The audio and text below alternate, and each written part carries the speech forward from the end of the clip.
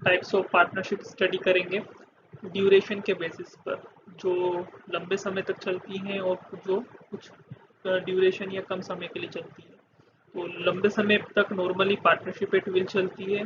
Will का मतलब अपनी इच्छा से, जब पार्टनर्स चाहें तो पार्टनरशिप से एग्जिट हो सकते हैं, जब उनका मन चाहे नोटिस सर्व करके, और या पार्टनरशिप फर्म को टर्मिनेट कर सकते हैं, बिजनेस को बंद कर सकते हैं। तो इस टाइप की पार्टनरशिप को पार्टनरशिप एट विल बोलते हैं, जहाँ पर एंट्री और एग्जिट पार्टनर का बहुत ईजी होता है। दूसरी टाइप की पार्टनरशिप होती है particular partnership. Particular partnership particular purposes के लिए बनाई जाती है। फॉर एग्जांपल बिल्डिंग कंस्ट्रक्शन के लिए, डैम कंस्ट्रक्शन के लिए, या किसी और जॉब के लिए। एक बार वो जॉब या वो पर्पस अकम्प्लिश हो जाता है, कंप्लीट हो जाता है, तो इस टाइप की पार्टनरशिप अपने आप डिसॉल्व हो जाती है, मतलब बंद हो जाती है, ख़त्म हो जाती है, डिसॉल्व हो जाना, जब वो पर्पस अचीव हो जाता है।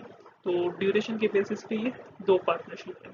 पार्टनरशिप एक विल, जो नॉर्मल पार्टनरशिप होती है, और पर्टिकुलर पार्टनरशिप जो पर्टिकुलर वेंचर्स के लिए बनाई जाती है। और classification on the basis of this, तो इसके बेसिस पर भी दो टाइप की पार्टनरशिप है। एक नॉर्मल पार्टनरशिप है, जनरल पार्टनरशिप। जनरल पार्टनरशिप जो हमें आम तक देखने को मिलती है, जिसमें सभी पार्टनर्स की लाइबिलिटी अनलिमिटेड होती है, सभी पार्टनर्स के पास इक्वल राइट रहता है मैनेजमेंट में पार्टिसिपेट करने का और बुक्स को इंस्पेक्ट करने का। हर एक partner agent as well as principal भी होता है, इसीलिए वो एक दूसरे के एक्ट से एक दूसरे को बाइंड करते हैं, मतलब उनका किया हुआ दूसरों के ऊपर भी आता है और दूसरों का किया हुआ उनके ऊपर भी आता है। तो इस टाइप की पार्टनरशिप को हम जनरल पार्टनरशिप बोलते हैं।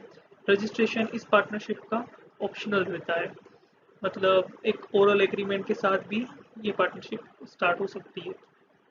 किसी भी पार्टनर की डेथ होने से या वो लूनेटिक पागल हो जाने से, इंसॉल्वेंट हो जाने से पार्टनरशिप पे अफेक्ट पड़ता है, और एक वो पार्टनरशिप खत्म हो जाती है। सपोज 4 पार्टनर थे, एक पार्टनर की डेथ हो गई, तो रिमेनिंग 3 पार्टनर बचे, तो पुरानी पार्टनरशिप खत्म होगी, एक नई पार्टनरशिप स्टार्ट होगी जो 3 पार्टनर्स की होगी।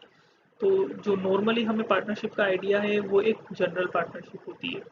एक लिमिटेड पार्टनरशिप भी होती है। ये जो वर्ड लिमिटेड है ये दे रखा है लिमिटेड लाइबिलिटी के लिए। तो ये एक उस टाइप की पार्टनरशिप है जिसमें सभी पार्टनर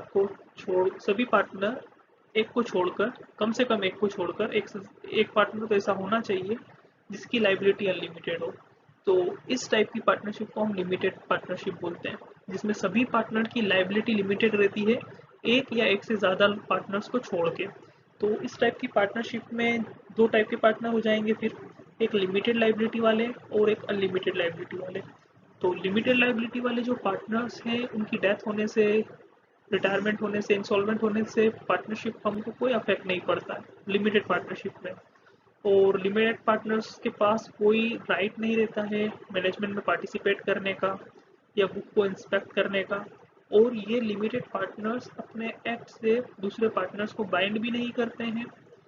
और इस टाइप की पार्टनरशिप का रजिस्ट्रेशन कराना कंपलसरी होता है। जो रजिस्ट्रेशन है इस टाइप की पार्टनरशिप का वो कंपलसरी होता है। तो लिमिटेड टाइप पार्टनरशिप के लिए इंडिया में परमिटेड नहीं थी, फिर बाद में इसको परमिशन दी गई 1991 में, जब new small enterprise policy introduce की गई। लिमिटेड पार्टनरशिप को अलाउ करने का सबसे मेन रीज़न था, जिससे एक पार्टनरशिप में दूसरे पार्टनर्स भी अमाउंट कंट्रीब्यूट कर पाए, इन्वेस्टमेंट कर पाए, और उनकी इन्वेस्टमेंट में जो है वो लिमिटेड रहे, मतलब उनकी लाइबिलिटी लिमिटेड रहे।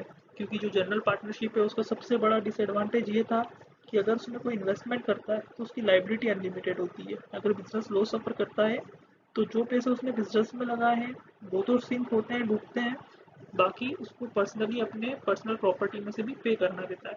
इसीलिए 1991 में लिमिटेड पार्टनरशिप को स्टार्ट किया गया, जिससे एक पार्टनर खुद की लाइबिलिटी को अनलिमिटेड रखकर अपने रिलेटिव फ्रेंड से वो पैसे ले सकता है, उनसे अपने फर्म में इन्वेस्टमेंट करा सकता है, और जो इन्वेस्टमेंट कर रहा है उसकी लाइबिलिटी लिमिटेड रहने वाली है, क्योंकि वो लिमिटेड पार्टनर्स बनेगा।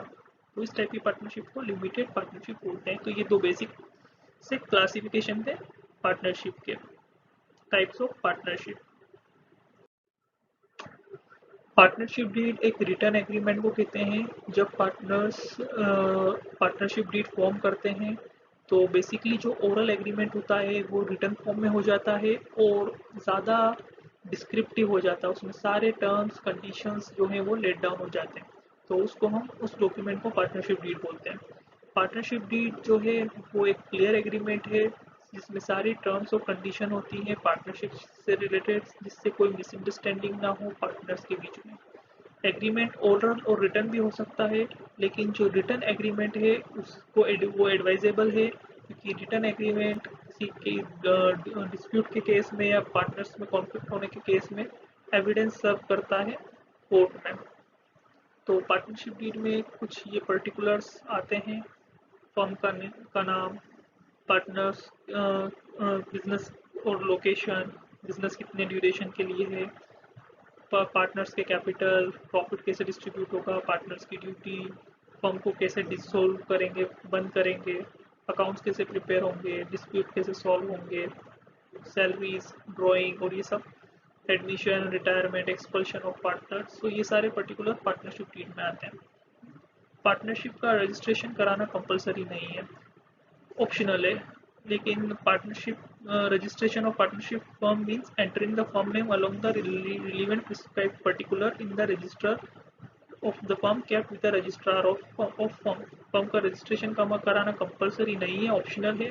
लेकिन रजिस्ट्रेशन का मतलब सिर्फ इतना है कि फर्म का जो नाम है वो रजिस्ट्रार ऑफ फर्म, जो रजिस्ट्रार ऑफिस है वहाँ पे फर्म का नाम को रजिस्टर कराने को रजिस्ट्रेशन बोलते हैं। रजिस्ट्रेशन होने से एक कंक्लूसिव एविडेंस होता है फर्म की एग्जिस्टेंस के बारे में कि हाँ इस टाइप का फर्म भी एग्जिस्ट करता है। तो ये रजिस्ट्रेशन और पार्टनरशिप डीड दोनों ऑप्शनल चीज़ें हैं। अगर in case partnership firm registration नहीं कराता है तो उसको बहुत सारे डिसबेनिफिट हैं, और सबसे बड़ा डिसबेनिफिट है कि वो केस फाइल नहीं कर सकता। एक नॉन रजिस्टर्ड फर्म को बहुत सारे डिसबेनिफिट हैं, वो डिप्राइव रह जाता है बहुत सारे बेनिफिट से।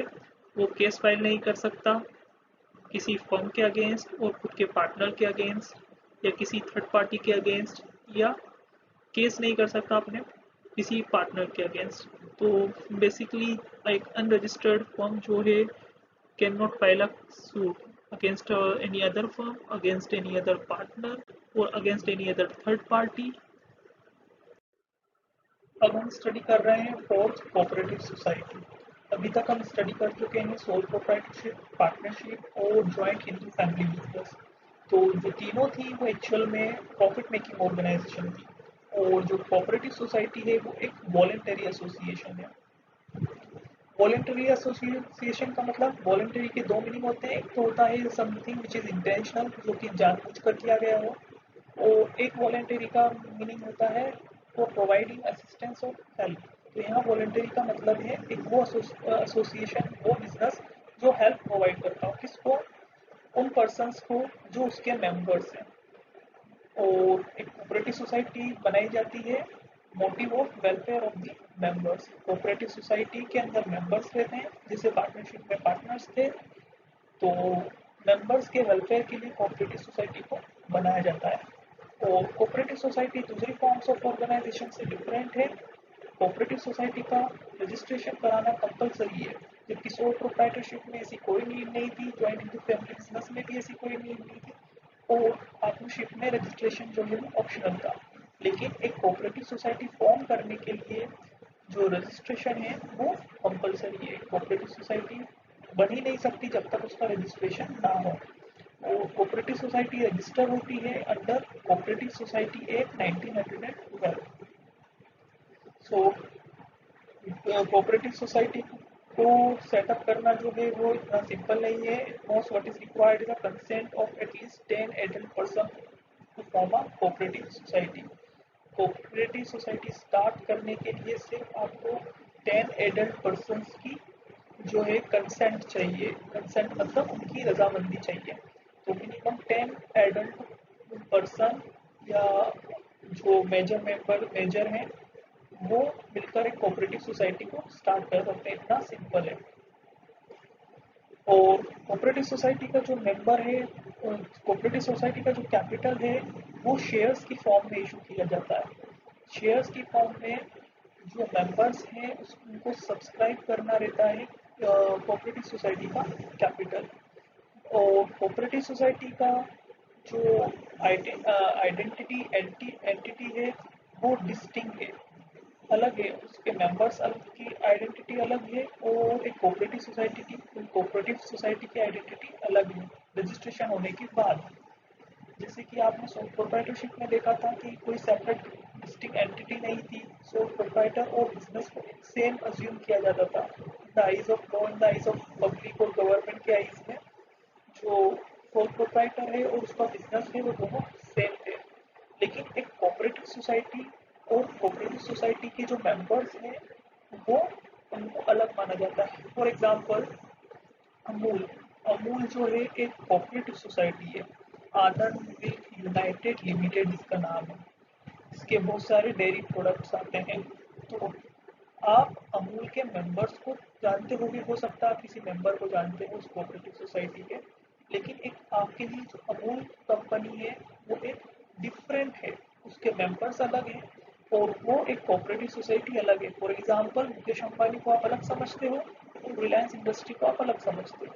सेम वैसे ही तो गवर्नमेंट के आइज में, in the eyes of law, they have separate legal identity और ये रजिस्ट्रेशन के बाद होता है। नाउ कोऑपरेटिव ऑर्गेनाइजेशन की जो डेफिनेशन कोऑपरेटिव सोसाइटी एक्ट में दे रखी हुई है कि एक वो ऑर्गेनाइजेशन जिसका ऑब्जेक्टिव हो ऑफ इकोनॉमिक इंटरेस्ट को प्रमोट करना अपने मेंबर्स के अकॉर्डिंग टू कोऑपरेटिव प्रिंसिपल। तो कोऑपरेटिव सोसाइटी का मोटो ऑब्जेक्टिव प्रॉफिट अर्निंग नहीं होता है, जबकि joint to family business, sole proprietorship, partnership जो थे उनका मोटो ऑब्जेक्टिव क्या था? Profit earning. कोऑपरेटिव सोसाइटी का मोटो ऑब्जेक्टिव उसके मेंबर का वेलफेयर है या उनको इकोनॉमिक इंटरेस्ट पहुंचाना है। दोनों अलग बातें, लेकिन कुल मिला के मेंबर्स का भला करना कोऑपरेटिव सोसाइटी का मेन ऑब्जेक्टिव रहता है, कोऑपरेटिव प्रिंसिपल्स को फॉलो करते हुए। तो ये कोऑपरेटिव सोसाइटी और कोऑपरेटिव सोसाइटी को गवर्न करने के लिए, रेगुलेट करने के लिए हमारे पास इंडियन कोऑपरेटिव सोसाइटी एक्ट 1912 है, जिससे पार्टनरशिप गवर्न करता है पार्टनरशिप एक्ट 1932 और जॉइंट इंटू फैमिली बिजनेस को हिंदू सक्सेशन एक्ट। वैसे ही कोऑपरेटिव सोसाइटी के लिए हमारे पास ये एक्ट है।